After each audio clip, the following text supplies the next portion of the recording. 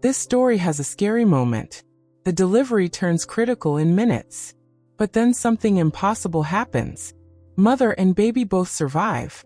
Real story, told by a gynecologist. Not medical advice. You are safe here. Let's begin. After 20 years of delivering babies, I thought I had seen almost everything. Almost. But every once in a while, a patient walks through those hospital doors, and something about her makes you stop. Something in her eyes. Something in the way she holds her breath, like she's afraid to hope too much. That morning was cool for October. The leaves outside the windows were turning gold and orange, and the parking lot was quiet because it was still early. Eliza arrived around 7, her husband James carrying their small bag, both of them looking exhausted in that way expectant parents look after weeks of sleepless nights and anxious waiting. But Eliza was different. I noticed it the moment I walked into her triage room. She was 32 years old. This was her first baby. On paper, everything looked perfect. Low-risk pregnancy, healthy weight gain, good blood pressure. All the ultrasounds had shown a strong, growing baby girl. There was no medical reason for anyone to be nervous. But Eliza was terrified. Not the usual first-time mother kind of nervous. Not the am I going to know when to push kind of fear. This was deeper. When I asked her how she was feeling, she didn't give me the normal answer about pain or contractions. She looked at me, and her voice got very quiet, and she said, "I just want her to be alive when she comes out." James squeezed her hand. I saw his jaw tighten. And that was the moment I realized. This woman had been carrying more than a baby for 9 months. She had been carrying grief. She had been carrying the weight of a loss she never told me about during her prenatal visits. She had been carrying the silent fear that something would go wrong, because somewhere in her past, something already had. Later, I learned that Eliza had lost a pregnancy 2 years before this one. Very early, but she had never allowed herself to fully grieve it. Instead, she poured everything into this pregnancy. Every prayer, every hope, every desperate wish for a different ending.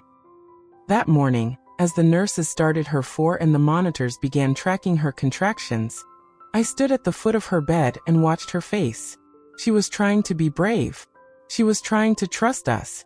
But her hands kept shaking, and every time the fetal monitor made a small adjustment sound, her eyes would dart toward it like a wild animal listening for danger. Her husband noticed too. He kept whispering to her, rubbing her back, telling her everything was going to be fine. But fine is a word that means nothing in a delivery room. Fine is a promise no doctor can make.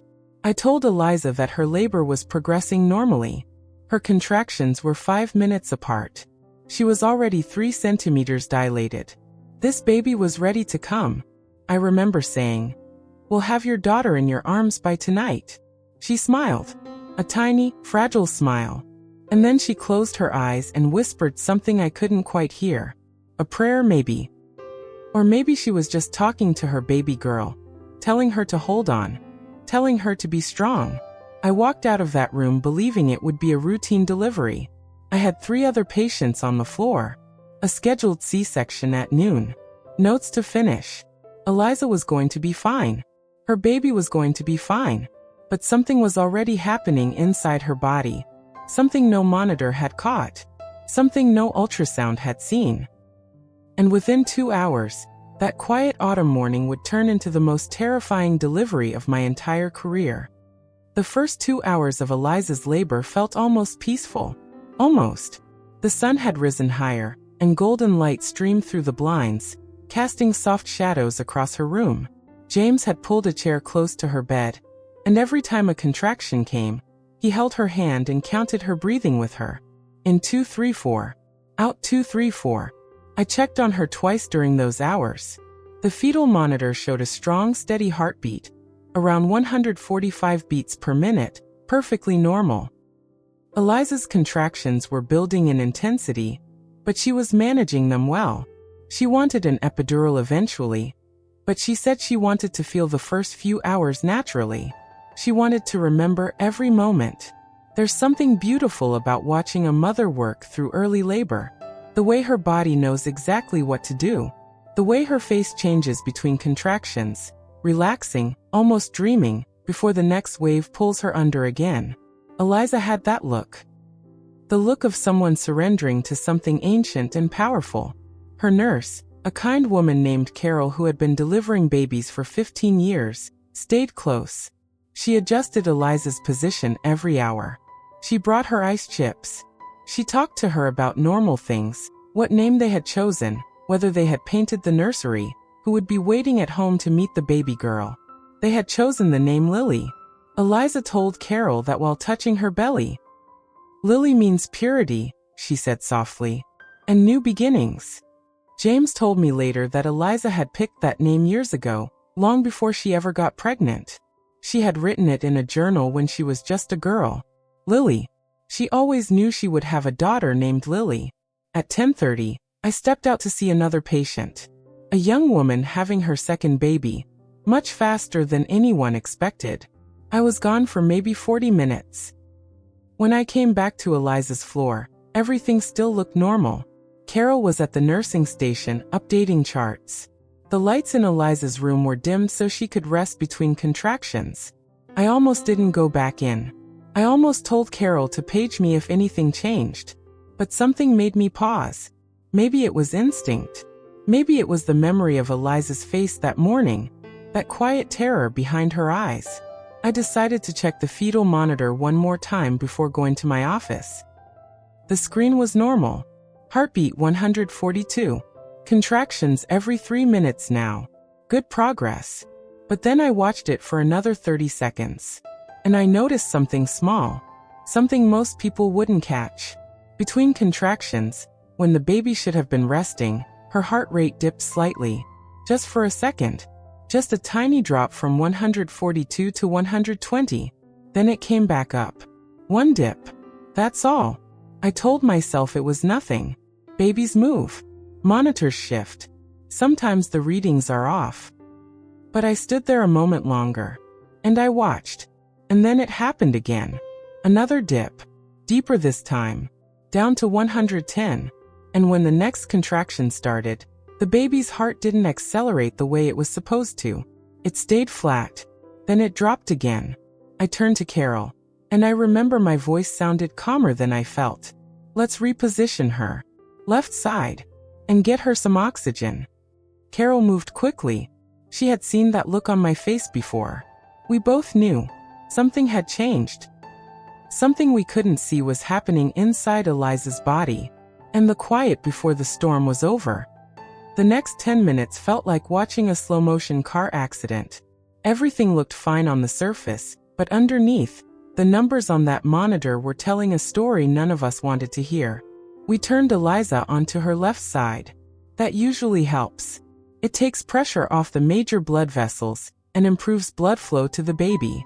Carol placed an oxygen mask over Eliza's face, gentle, but firm. Just breathe normally, sweetheart. This helps the baby get more oxygen. Eliza's eyes widened behind the mask. She couldn't ask questions with it on, but her eyes did the asking for her. Why? What's wrong? Is my baby okay? I kept my voice steady. Your baby's heart rate is dipping a little during contractions. It happens sometimes. We're just being careful. That was true. Partially. It does happen sometimes. But not usually like this. Not with these numbers. The fetal monitor showed the baby's heart rate dropping from 140 to 100, then to 90, then to 80. Each drop lasted longer than the one before. And each time, the heart took a few extra seconds to recover. James was on his feet now. He had been sitting in that chair for hours, but suddenly he was standing, hovering, his hand on Eliza's shoulder like he was trying to anchor her to something solid. He looked at me, and I saw the exact moment he understood that my calm voice was covering something darker. "Doctor," he said quietly, "what's really happening?" I didn't answer immediately, because I didn't have a good answer. That's the hardest part of my job, not knowing. Having to make decisions before you fully understand the problem. I called for another nurse. I asked for ultrasound. I wanted to see the baby's position, check the amniotic fluid levels, look for anything obvious.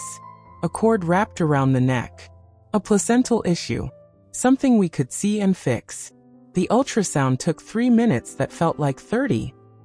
I moved the wand across Eliza's belly while she held her breath. The baby was head down, good position. Fluid looked adequate. Placenta was fine. No obvious cord around the neck. But the heart rate kept dipping. Every contraction now brought that number down.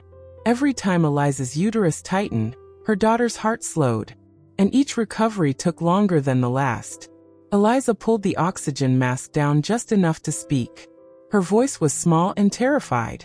Is she dying? The room went silent. Carol stopped typing. The other nurse froze with her hand on the forepump. James made a sound. Not a word, just a noise. Something between a gasp and a prayer. I looked at Eliza's face. She wasn't asking for reassurance anymore. She was asking for the truth. What would most mothers feel in that moment? When the medical team stops chatting casually and starts moving with purpose. When the oxygen mask goes on, and the ultrasound comes out, and no one will look you in the eye. Eliza already knew something was wrong. She had been preparing for this moment for 9 months. That's why she had been so terrified that morning. She had been waiting for the other shoe to drop. And now it had. I told her the truth as gently as I could. Your baby is having a hard time with the contractions. We're going to help her. But we need to move quickly. That's when I made the call. I turned to Carol and said 2 words that change everything in a delivery room. Prepare or. If stories like this touch your heart, you can show your support by staying connected for more real pregnancy journeys. Some stories deserve to be remembered because they give hope to others who are carrying their own silent fears. James heard those 2 words, prepare or, and his knees buckled slightly. He caught himself on the bed rail. And Eliza started crying. Not loud sobs. Silent tears running down her cheeks and into the oxygen mask. Her baby girl's heart had just dropped to 70 beats per minute. And this time it wasn't coming back up quickly. The room transformed in less than 2 minutes. What had been a calm, dimly lit labor room became a flurry of purposeful movement. Nurses appeared from nowhere. Someone pulled back the curtains to let in more light. Another nurse started an additional 4-line in Eliza's other arm. The anesthesiologist arrived, already pulling on gloves. Carol was on the phone with the operating room, telling them to have a table ready, to page the neonatal team, to prepare for a possible emergency C-section within minutes. Through all of it, Eliza lay on that bed with her eyes fixed on the ceiling. She wasn't watching the chaos anymore. She had gone somewhere inside herself. I've seen that look before. It's the look mothers get when they're bargaining with God. James was crying now, quietly. He kept kissing Eliza's forehead and whispering things I couldn't hear. His hand never left her shoulder. I stood at the foot of the bed and explained what was happening. I used simple words. Your baby's heart rate isn't recovering well between contractions. We don't know exactly why, but we know she's not getting enough oxygen. We need to deliver her soon, probably by C-section.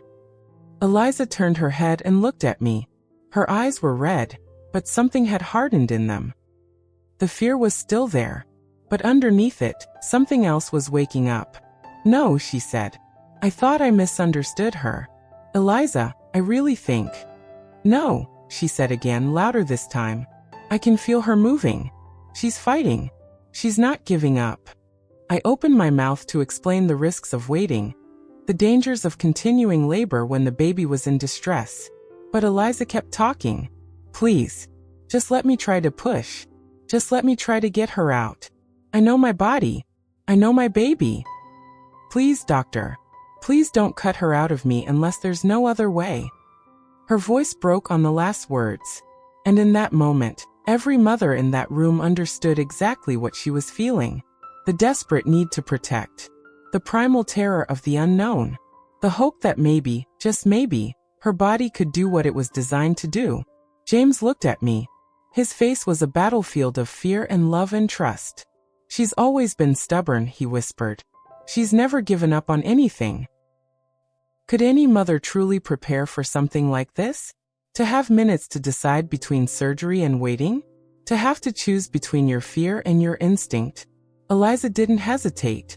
She chose instinct. She chose her belief in her own body and her baby's strength. I checked the monitor again. The baby's heart rate had climbed back to 120. Still low. Still not normal. But better than 70. I made a decision I still think about sometimes. I looked at Carol. Check her cervix. Now. Carol did the exam quickly and expertly. Then she looked up at me with an expression I couldn't quite read. Surprise. Confusion. Something else. Doctor, Carol said slowly, she's 7 centimeters. 20 minutes ago, Eliza had been 4 centimeters. She had progressed 3 centimeters in almost no time. Her body was accelerating. Her baby was coming faster than anyone expected. I looked at Eliza. She was still crying, but she was also smiling. A tiny, fierce smile. She's coming, Eliza whispered. My Lily is coming, and I'm going to push her out myself. The monitor beeped. The baby's heart rate held steady at 120. Not good, but not catastrophic. We had a window. A small one. Maybe minutes. Maybe less. And then everything got even more complicated. I made the call to wait. Not forever. Not even for long. But I looked at Eliza's face, at the desperate hope burning there, and I decided to give her body one chance to do this naturally. One chance. But I set rules. Hard rules that everyone in that room understood. The neonatal team would stand by outside the door. The operating room would stay prepped and ready. And the moment that baby's heart rate dropped below 100 again, and didn't come back up within 30 seconds, we would stop everything and move to surgery. Eliza agreed. She nodded so fast I wasn't sure she had really heard me. But she had. She knew what was at stake. What happened next was unlike any labor I had ever attended. Every contraction brought fear.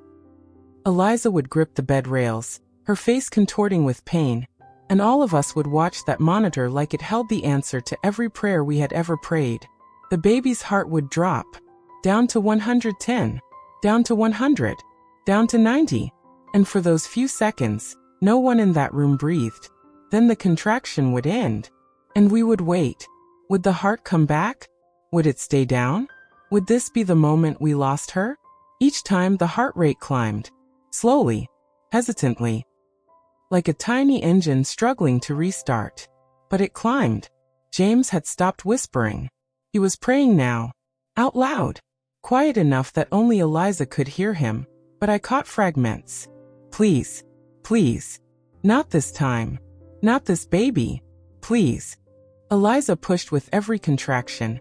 Even though the nurse told her it was too early, her body was telling her something different. Her body was screaming at her to get this baby out, now, before something terrible happened. I checked her progress again. 8 centimeters. Then 9. Her body was moving faster than I had ever seen. It was as if mother and daughter had made a secret agreement that no one else knew about. The baby was descending. Eliza was opening. And somewhere in between, something was keeping that tiny heart beating. But then everything changed. One contraction came that was different from the others. Harder. Longer. Eliza screamed. Not a loud scream, but a raw, guttural sound I had heard before only in women who were pushing. I looked down and saw why. The baby's head was crowning.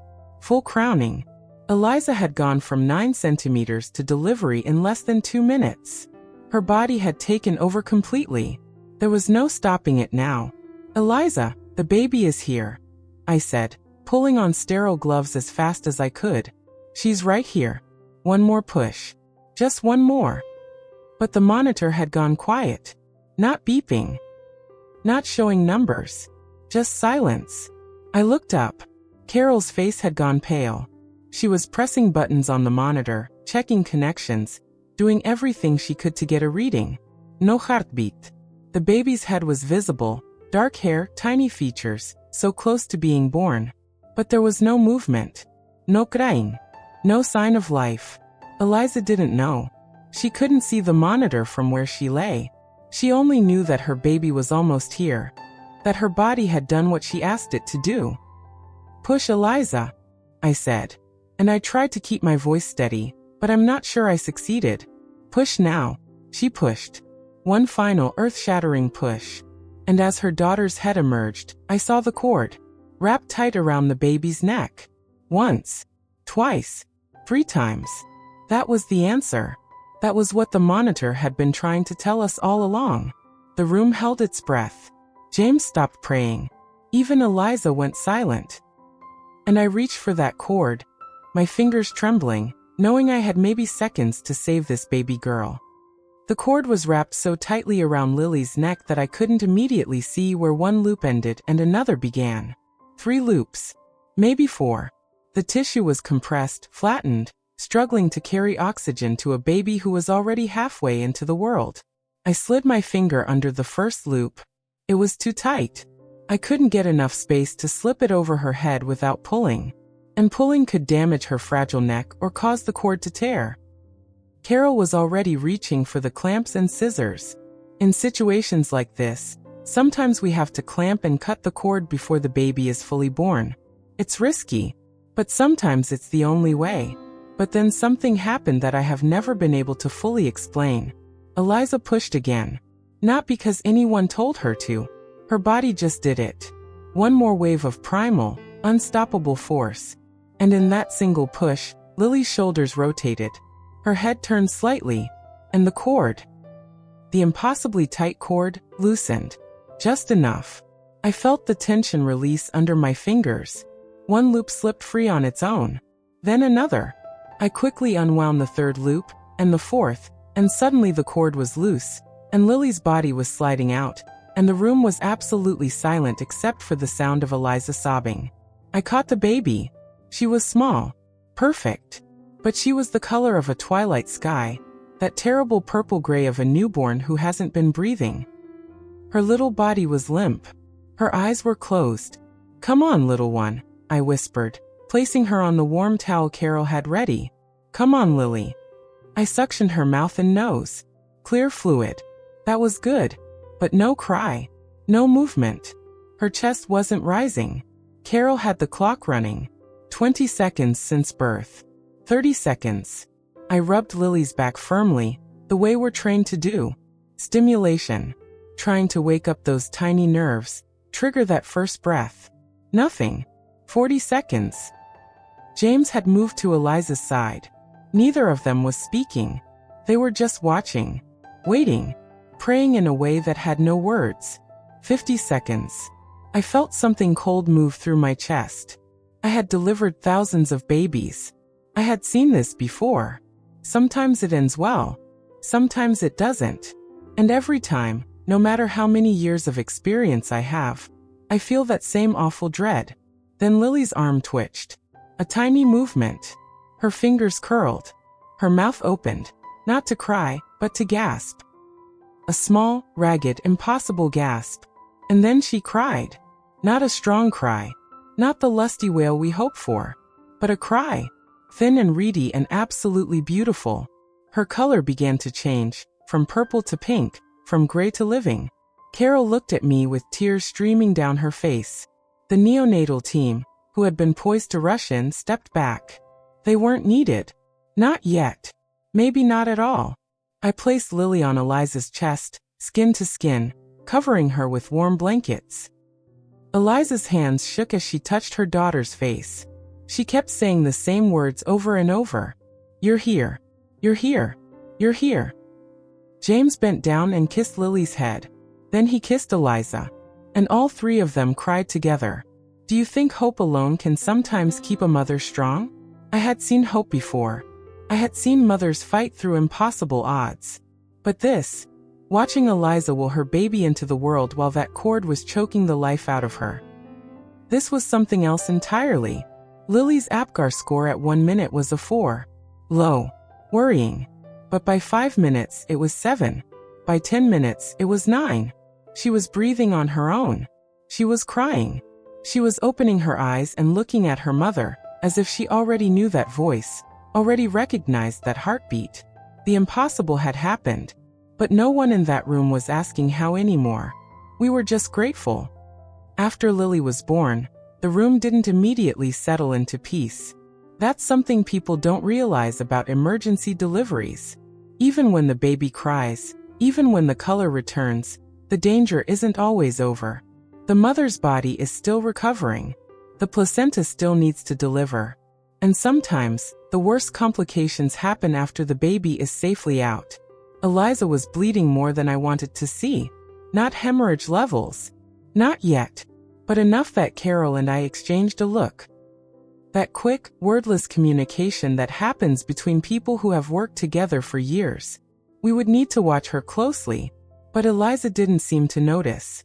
She was completely absorbed in the tiny creature on her chest. Lily had stopped crying now. She was making small snuffling sounds, her face pressed against her mother's skin, her little hand curled into a fist the size of a cherry tomato. "She's so small," Eliza whispered. "I thought she would be bigger." James laughed. A shaky, tear-filled laugh. "She's perfect. She's absolutely perfect." The placenta delivered normally, which was a relief. The bleeding slowed. Eliza's vital signs stabilized. The neonatal team came in to check Lily thoroughly, her breathing, her heart, her oxygen levels. Everything looked good. Better than good. It looked like nothing had ever been wrong. That's the thing about babies. They recover in ways that seem almost magical. A few minutes without oxygen, a cord wrapped around their neck, a heart rate that drops to dangerous levels. And then they cry, and they pink up, and they nurse, and you wonder how something so fragile can also be so resilient. I sat down on the stool beside Eliza's bed, something I almost never do. I was exhausted. Not physically, although I was, but emotionally. The kind of tired that settles into your bones after you've watched someone almost lose everything, and then somehow, impossibly, hold on to it. Eliza looked at me. Her face was still streaked with tears and sweat, her hair matted, her eyes red. But she was smiling. A real smile. Not the fragile one from that morning. "You knew," she said quietly.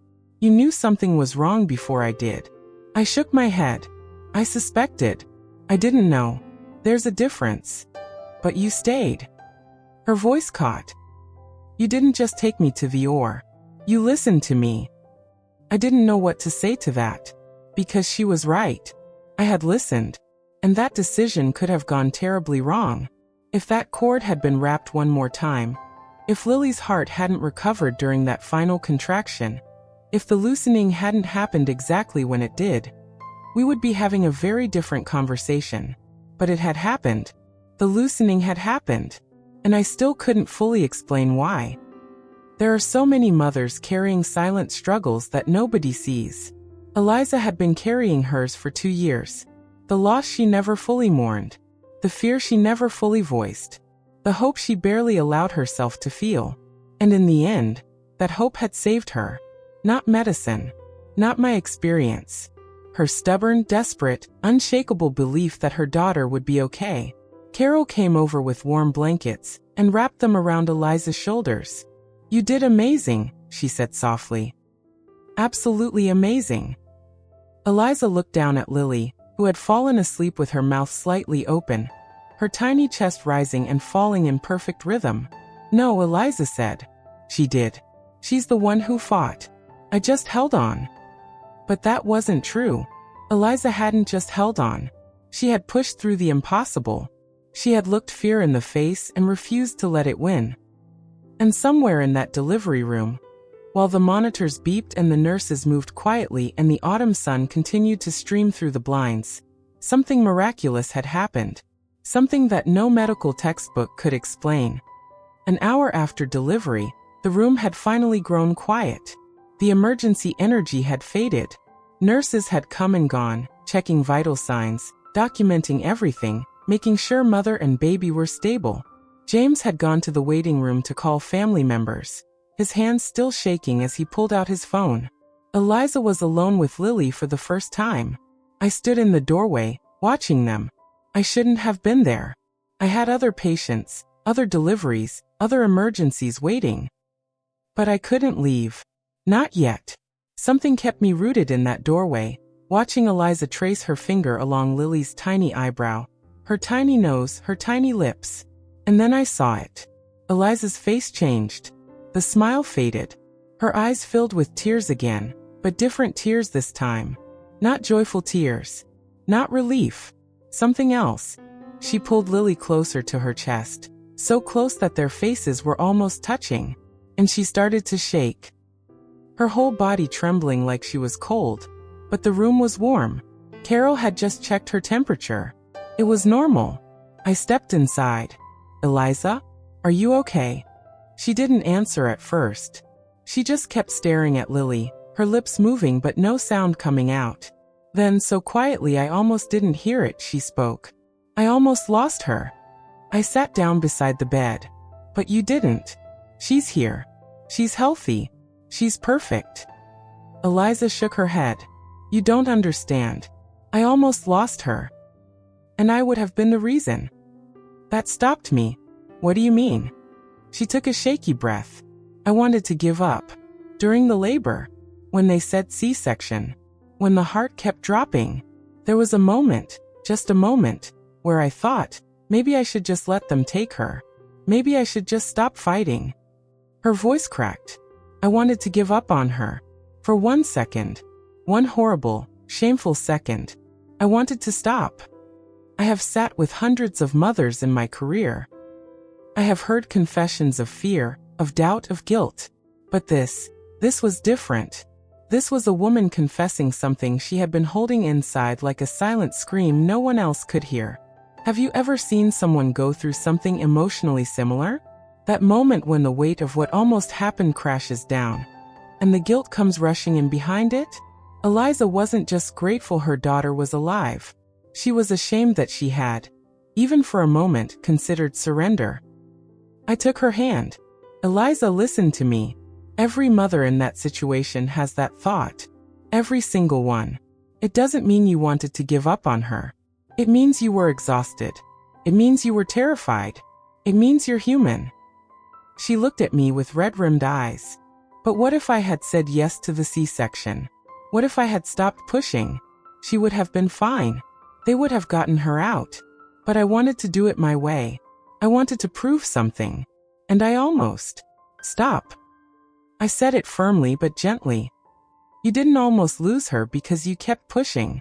You saved her because you kept pushing. Your instinct told you to get her out. And you did. That cord wasn't going to loosen on an operating table. That baby needed you to push her past those loops. And you did. Lily stirred then, rooting toward her mother's chest, her tiny mouth searching. Eliza looked down at her daughter, and something in her face shifted. The guilt didn't disappear, but it softened. Just a little. She knew, Eliza whispered. She knew I needed her to fight. So she did. I stood up, my heart heavy and hopeful at the same time. No, Elisa. She knew you would fight for her. So she followed your lead. I left the room then, closing the door quietly behind me.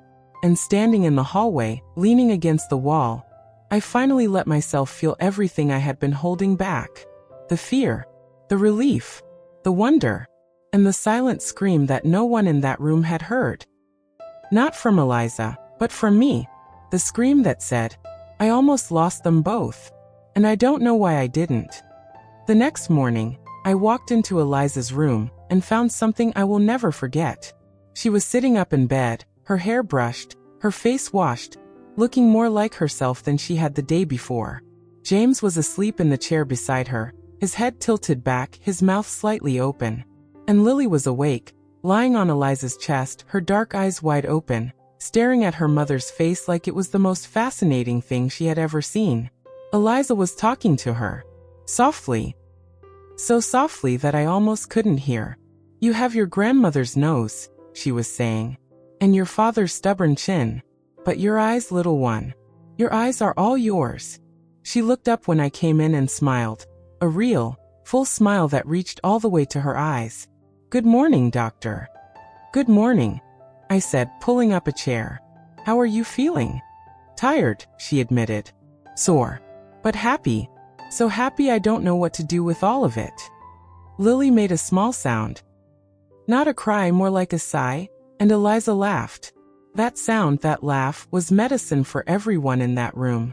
Carol, who had come in behind me, wiped her eyes with the back of her hand. I asked if I could examine Lily, and Eliza nodded, reluctantly handing her over. I unwrapped the tiny blanket and looked at this baby who had almost died before she was born. Her color was perfect now, pink and warm. Her breathing was regular. Her heart sounded strong. She was perfect. Medically, inexplicably, miraculously perfect. But what stayed with me wasn't the physical exam. It was the moment I handed her back to Eliza. Lily's eyes found her mother's face again, and her little mouth curved into something that looked almost like a smile. Newborns don't smile. Not really. It's just gas or reflexes or random muscle movements. But in that moment, I didn't care what science said. That baby was smiling at her mother. Do you want to know something strange? Eliza asked, adjusting Lily against her chest. I nodded. During the worst part of labor, when the cord was wrapped and her heart kept dropping and I thought I was going to lose her, I had a dream. Or maybe it wasn't a dream. I don't know what it was. She paused, stroking Lily's hair. I saw her. Lily. But she wasn't a baby. She was older. Maybe 5 or 6. And she was standing in a field of golden light. There were flowers everywhere. And she looked at me and she said, "It's not time yet, Mama. I'm not ready to leave you." Eliza's voice broke. And then I woke up and I pushed and she was here. The room was silent. James was awake now, watching his wife and daughter with an expression I can only describe as holy. I didn't know what to say. I'm a doctor. I believe in science, in data, in evidence.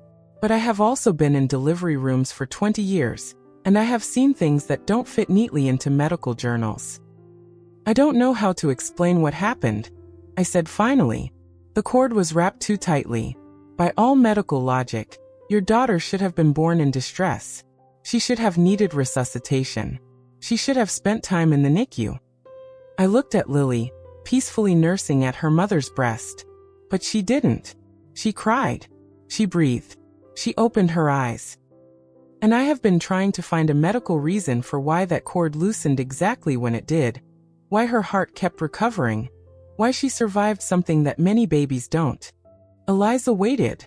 I don't have an answer, I admitted.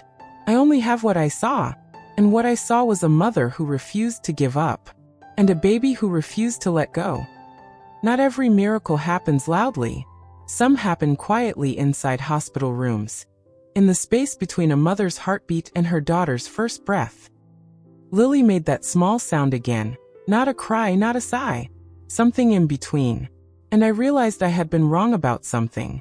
The first cry had happened when Lily was born, but the real cry, the one that mattered most, had happened hours earlier, inside Eliza. In that moment when she chose to fight instead of surrender. That was the cry that saved her daughter. And it was silent. 3 days later, Eliza and Lily were ready to go home. I stood at the nurse's station, signing discharge papers, watching James load bags onto a small cart while Eliza sat in a wheelchair, Lily tucked into a car seat at her feet. The autumn sun was brighter now than it had been the morning she arrived. The leaves outside the windows had turned deeper shades of orange and red. Carol came to stand beside me. You've been quiet, she said. Ever since that delivery. I didn't answer immediately. I was thinking about the chart I had reviewed that morning, for the 5th time. The fetal monitor strips.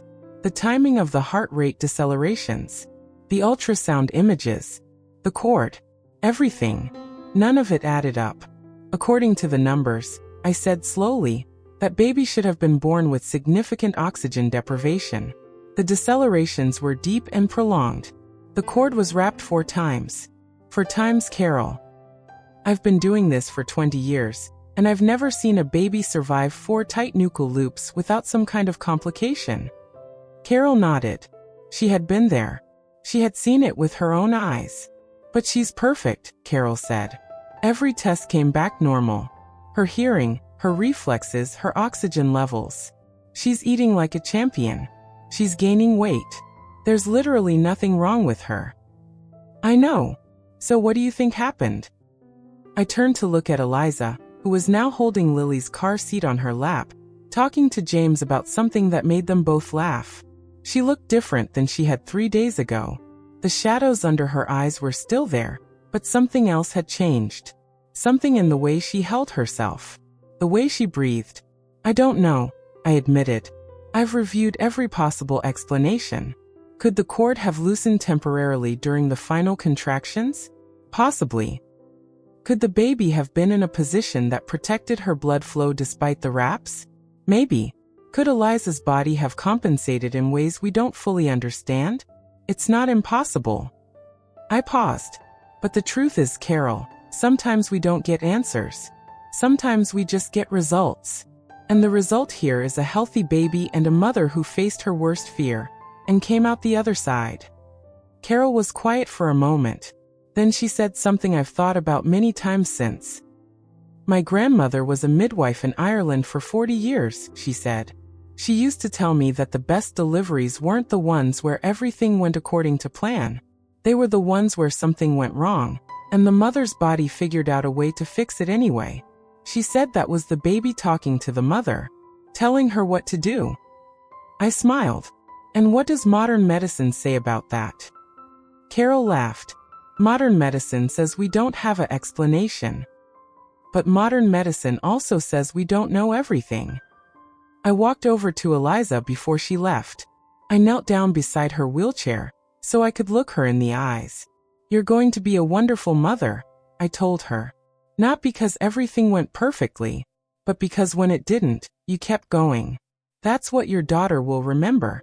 Not that you were scared, but that you were brave anyway. Eliza's eyes filled with tears. Thank you, she whispered, for listening to me. For not giving up on us. I hugged her, something I almost never do with patients. But this time, it felt right. If you believe stories like these deserve to be heard, you're always welcome here. Because some moments, the ones that don't fit into medical textbooks, are the ones that remind us why hope matters. James wheeled Eliza toward the elevator. Lily slept peacefully in her car seat, completely unaware of the chaos her arrival had caused. I watched them go. And I said a small prayer of my own. Not for Eliza or Lily, but for every mother who walks through those hospital doors carrying silent fears. May they all find their own impossible miracles. Weeks passed. Then months. I didn't forget about Eliza and Lily. I never do with cases like that. But the hospital kept filling with new mothers, new deliveries, new emergencies. Life moved forward the way it always does in a labor and delivery unit. Then 6 months later, I received a letter. It was handwritten, on cream-colored paper, the envelope addressed to me in careful cursive. I opened it during a quiet moment between deliveries, sitting in the break room with a cup of cold coffee. Inside was a photograph. A baby girl with dark hair and enormous brown eyes, sitting up on a blanket, smiling a real smile. Not a newborn reflex, but a genuine, toothless, joyful grin. On the back, someone had written Lily, 5 months old, healthy, happy, feisty, and a note. Dear Doctor, I don't know if you remember us, but I remember you every single day. Every time I look at my daughter's face, I remember the woman who listened to me when I was too scared to listen to myself. Lily is perfect. Growing. Laughing. Keeping us up all night. Being exactly the miracle I prayed for. The doctors at her pediatrician's office say there's no sign she ever had any distress during birth. No developmental delays. No breathing problems. Nothing. They ask me about her delivery sometimes. I tell them it was complicated. I don't tell them the whole story, because the whole story doesn't make sense to people who weren't there. But you were there, so I'm telling you. I still don't know why that cord loosened. I don't know why her heart kept recovering. I don't know why she cried when she should have been silent. But I know this. She was meant to be here. And you helped make sure she stayed. Thank you for not treating me like just another patient. Thank you for seeing the fear I couldn't hide. And thank you for letting me push. With all my heart. Eliza and Lily. I read that letter 3 times. Then I folded it carefully and placed it in my desk drawer, where I keep the letters that matter. The ones from mothers who almost lost everything and somehow didn't. Carol found me there a few minutes later, still staring at the photograph. She's beautiful, Carol said softly. She is, I agreed. And she shouldn't be here. Carol sat down across from me. But she is. Yes, I said. She is. And that is the thing I have learned, after 20 years of delivering babies. Not everything can be explained. Not every miracle comes with a medical footnote. Sometimes the cord loosens for no reason. Sometimes the heart recovers when it shouldn't. Sometimes the mother finds strength she didn't know she had. And the baby fights harder than anyone thought possible. We call those things impossible. But I've seen them happen. More than once.